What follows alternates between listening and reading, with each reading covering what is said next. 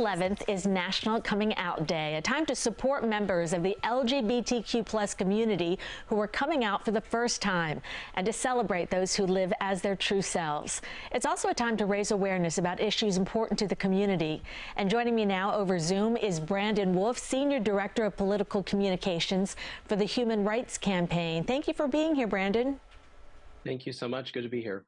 Now tell us more about the Human Rights Campaign.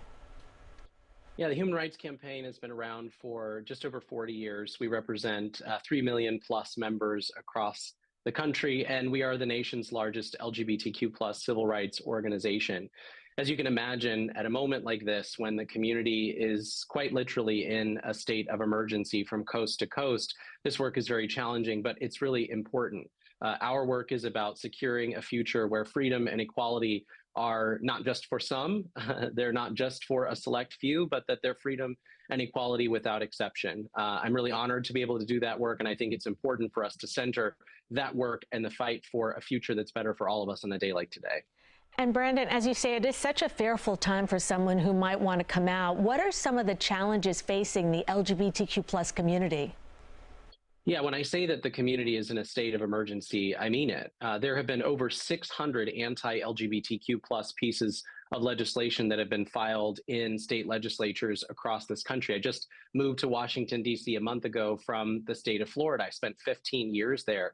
And the policy landscape is almost unrecognizable in those states because a handful of extremists have hijacked the state legislatures, and now that's trickled its way on up to Congress as well. We have people like Congresswoman Marjorie Taylor Greene, who's filed anti-LGBTQ+ legislation, Congresswoman Lauren Boebert, who hurled a transphobic tirade at a member of the Department of Defense just a couple of weeks ago.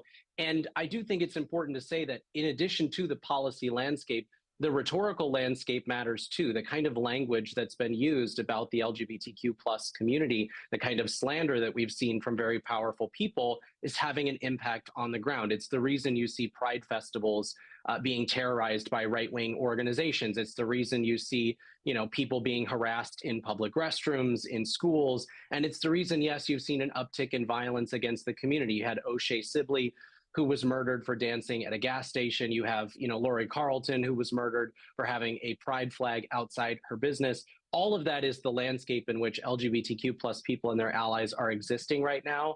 And that's why it is so important, again, to center a conversation about living authentically, living audaciously and boldly in this moment. And tomorrow, marking 25 years since a heartbreaking yet critical moment for the community.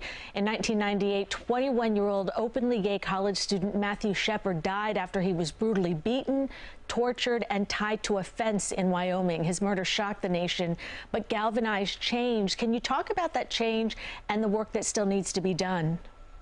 Yeah, so many people in the LGBTQ+ and allied community remember where they were when they learned that Matthew Shepard had been murdered. And it's in large part because they could see themselves in Matthew. They could see their families in his families. They could see their parents in his mother's tears.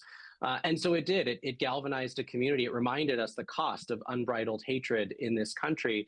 And it created change, right? We ushered in new hate crimes legislation. It helped us to have real conversations about how we want to treat each other. And yes, we've made a ton of progress in the wake of Matthew's murder, but we're also seeing an incredible amount of backlash. And so, as I like to say, we have to honor Matthew not just by remembering him with words or with platitudes, but we have to honor him with action. We have to honor his legacy by creating a world where no one has to be afraid that they're going to face violence or discrimination simply for being who they are. And that's our work right now, is to honor him, again, not just with words, but with action. Brandon, for someone who is watching right now and might be nervous about coming out, what advice do you have for them? Yeah, I want to say coming out is welcoming people in to your whole authentic story. I know it was difficult for me to come out. I grew up in a really conservative household in rural Oregon where I was afraid to be my authentic self. It took me moving 3,000 miles away and building a new chosen family to finally be honest with other people about who I was. I know there are a lot of young people and people really across the board who are experiencing that same fear right now. So the first thing I have to say to you is you get to decide how and when you welcome people into your story. You get to decide when it's safe to do that. But I do want to challenge people. If it's safe for you to do that, if you're ready to come out, you should. because living audaciously and boldly, living proudly as your authentic self is the greatest form of resistance to the kind of right-wing backlash we're seeing right now. They are terrified of a world where we can be proudly ourselves, and that means we have to step into that power. We have to step into living proudly. You can go to hrc.org. We have resources. You click on the resources tab, and there's a whole coming out section that can help you have those conversations with the people you love. I want to encourage you to live boldly, live audaciously, especially on this day, National Coming Out Day. Brandon, thank you for your time. Thank you. For more information on the Human Rights Campaign, head to cbsnewyork.com. We'll be right back.